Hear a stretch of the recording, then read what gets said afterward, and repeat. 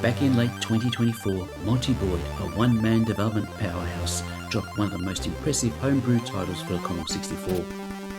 Infestation was a strategic horizontal scrolling platform shooter that put you in the boots of the galactic sheriff as she fought her way through a mysterious deep space science station alongside her trusty robot sidekick D3P-UT. The game earned the RGN Gamer's Choice Award for the year, and rightly so.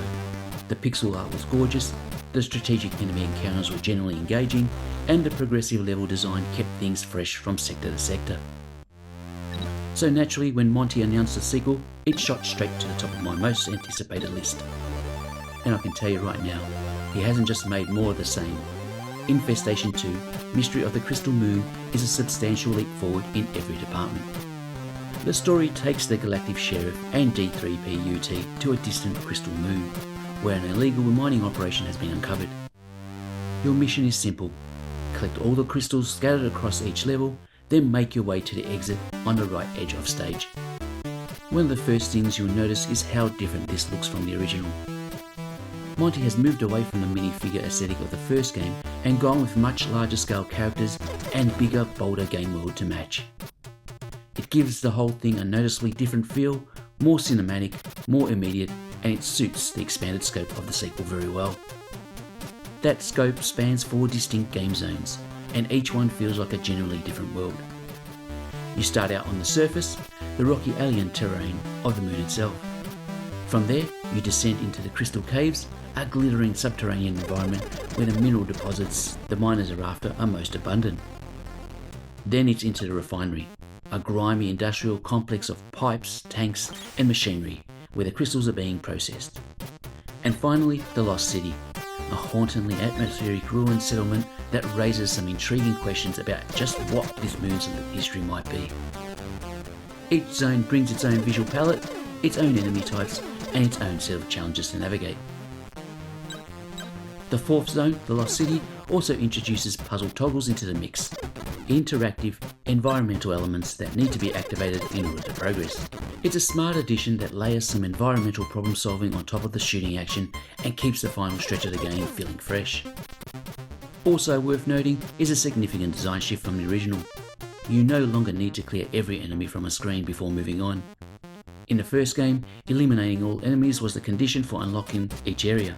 Methodical, deliberate, and at times demanding. Here, the levels are more compact and the pacing is tighter. The whole thing feels less like a marathon and more like a series of focused middle distance sprints, with clear forward momentum from start to finish. And if you need to put the game down and come back to it, a password system lets you pick up from any level you've already reached. The biggest technical leap is the move to full multi-directional scrolling.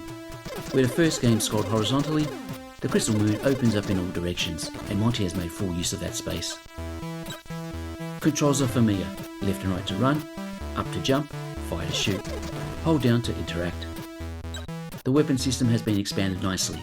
Your standard issue rifle is always there as a fallback with unlimited ammo, but pickups scattered across the levels open up a whole suite of alternatives.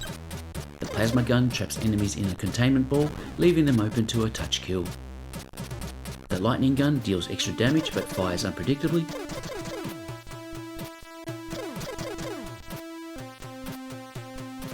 The boomerang gun sends shots looping back for a second hit. And the rapid fire attachment turns the basic rifle into something far more aggressive.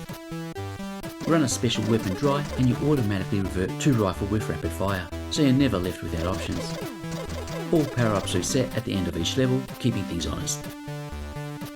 D3P-UT also gets his own dedicated minigame this time around, a fun addition that gives the little robot a chance to shine beyond the cutscenes. Monte Boyd has been building this one for a better part of 18 months, and the ambition shows at every turn. Infestation 2 Mystery of the Crystal Moon is bigger, bolder, and more technically accomplished than its predecessor. And given how strong the original was, that's really saying something. If you were a fan of the first Infestation, this one is absolutely essential. And if you somehow missed it, now's the perfect time to get caught up. Both games are now available over at monteboyditch.io. Until next time, bye for now.